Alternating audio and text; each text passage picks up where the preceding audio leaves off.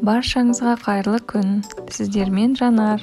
Менің каналыма қош келдіңіздер. Бүгін сіздермен үй жағдайында осындай керемет, жұмсақ болып шығатын күлше нандар дайындайтын боламыз. Керекті заттар мөлшерін описаниеге жазып кететін боламын. Алдағы уақытта менің түрлі рецепттерімді жіберіп алмас үшін менің каналыма тіркеліп кетуді ұмытпаңыздар. Ең бірінші ыдысымызға жылыдай сүт, жылы су және ерітілген майымызды құйып араластырып аламыз. Содан кейін дәміне тұз, 2 қасықтай қант және ашытқымызды салып араластырамыз. Ал енді ұнымызды елеуіштен өткізіп, аз-аздан қоса отырып, жұмсақ қамыр елейміз. Сіздер көрсетілген рецепттен шамалы аз немесе көптеу ұн қосуларыңыз мүмкін, себебі әр ұнның тығыздығы әр түрлі болып келеді.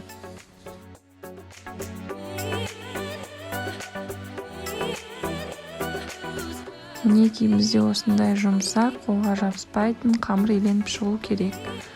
Қамырдың бетін жауып, 1,5-2 сағатқа жылы жерге көтерілгенше қоямыз.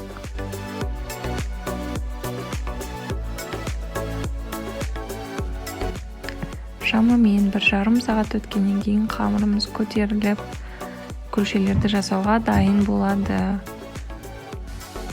Қамырмен ары қарай жұмыс істеу үшін жұмыс істейтін тақтайдың бетін және қолымызды сұйық маймен майлап аламыз.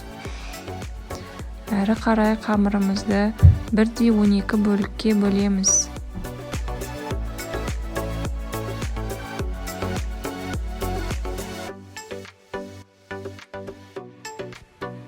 Әр бөлікті осылай дөңгелектеп формаға келтіріп аламыз.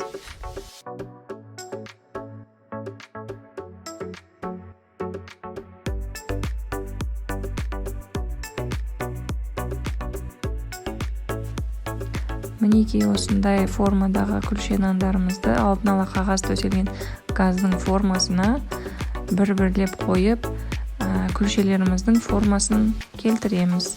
Яғни ортасын басып, лепешканың формасын жасаймыз.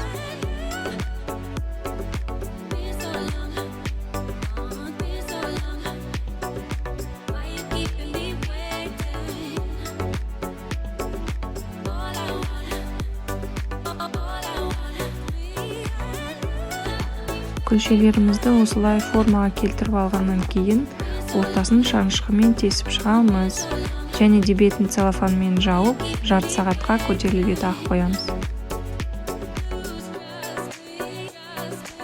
Жарты сағат уақыттан кейін күлшелеріміздің бетін тағы бір рет шанышқымен тесіп шығамыз.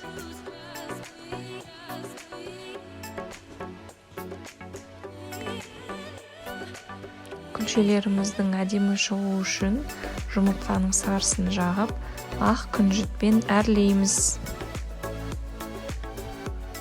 Әрі қарай күлшелерімізді 190 градуста қызып тұрған пеште 20-25 минутта пісіреміз.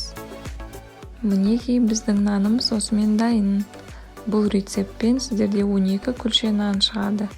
Нанымыз жұмсақ, әдемі болып шықты. Сіздерде дайындап, отбасыларыңызды қуантыңыздар. Егер менің видео рецепттерім сіздерге ұнаған болса, менің арнама тіркеліп, қоңыраушаны басуды ұмытпаңыздар. Сіздермен болған Жанар, назарларыңызға көп рахмет.